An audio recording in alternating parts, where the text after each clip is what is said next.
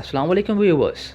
Welcome to Siyasat English News. I am Ayman Omar. Telangana Chief Minister K. Chandrasekhar Rao on Sunday announced the extension of lockdown by 10 more days but with relaxation in timings from 6 am to 1 pm. The government has allowed one more hour grace time for public to reach their destinations. The decision was taken during the state cabinet meeting which met on Sunday at Pragati Bhavan to review the COVID-19 situation in the state and the decision on lockdown. This is the second extension in the lockdown since its imposition on 12th of May. As per the report submitted by the State Health Department, the Chief Minister had allowed to extend the lockdown timing till 2 pm but all the commercial establishments shall close at 1 pm only. Another grace time of 1 hour is being allowed, enabling the people to reach their destinations. There will be strict imposition of lockdown from 2 pm to 6 am. Telangana Home Minister Mohammad Mahmood Ali appreciated the 10-year extension to 4% reservation for Muslims in the state. Welcoming the decision, he said that the state government is keen on the welfare and development of Muslim society. Mahmood Ali said that in order to provide free quality education to the poor Muslim students, the state government had set up more than 200 minority residential schools and 50 junior colleges in which thousands of students are studying. He advised the parents of the Muslim children to take the benefits of this scheme and make their children's future brighter. 7 years after formation of Telangana as a separate state, Congress party is still struggling to regain the lost ground in its former stronghold. The party's defeat in the recent by-election to Nagarjuna Sagar Assembly constituency shows that its fortune in the state continued to plummet. Reeling under defections of a dozen MLAs to ruling Telangana Rashtriya Samiti since 2018 assembly polls and series of electoral debacles since, Congress is facing its worst crisis. The emergence of Bharatiya Janata Party as a main opposition party following its victory in Dubbak Assembly by-election and its impressive performance in Greater Hyderabad Municipal Corporation polls late last year has only added to woes of Congress party.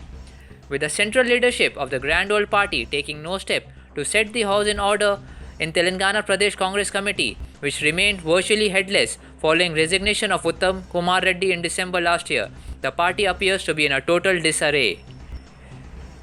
A 29-year-old woman has given birth to a baby girl who weighs 5.1 kilograms at a primary health center in Mandla district of Madhya Pradesh. This is a rare case as the normal weight of a newborn baby is between 2.5 kgs to 3.7 kgs. The woman, Raksha Kushwaha, gave birth to the baby girl on Saturday in a normal delivery at Anjaniya Primary Health Center. The baby weighs 5.1 kg, which is rare in terms of the average weight of a newborn, the health center's in charge, Dr. Ajay Maravi, told PTI. The girl's height is 54 centimeters, he said. An Indian student has received the UAE's coveted 10-year golden visa, which is mostly reserved for prominent global personalities for her merit and excellent academic credentials, according to a media report. Tasneem Aslam from Kerala received the golden visa in the exceptional student category and is allowed to stay in the country till 2031, Khaleej Times have reported.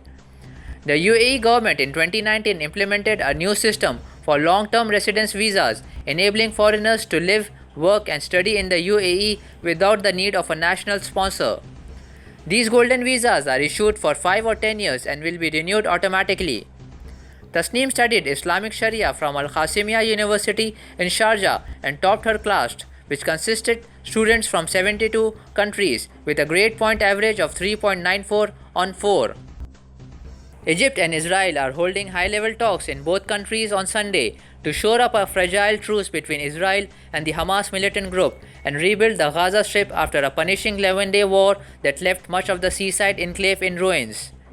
Egyptian Foreign Minister Sameh Shukri was meeting with his Israeli counterpart Gabi Ashkenazi, who landed in Cairo on Sunday. It was the first public visit by an Israeli foreign minister in over a decade, according to the Egyptian Foreign Ministry. It wrote that the two ministers would discuss topics including the ceasefire and the release of Israeli soldiers and the citizens being held by Hamas. Meanwhile, Egypt's intelligence chief Abbas Kamel flew to Tel Aviv for talks with Prime Minister Benjamin Netanyahu and Palestinian officials in Ramallah, an Egyptian official have said. Senior India pace bowler Mohammad Shami have said that the Indian team has at least 4 pacers who can ball in excess of 140 km per hour, which puts the team in a unique position. Along with the likes of Jasprit Bumrah, Ishant Sharma, and Umesh Yadav, Mohammad Shami forms a strong Indian pace unit that also has new additions in Mohammad Siraj and Shardul Thakur.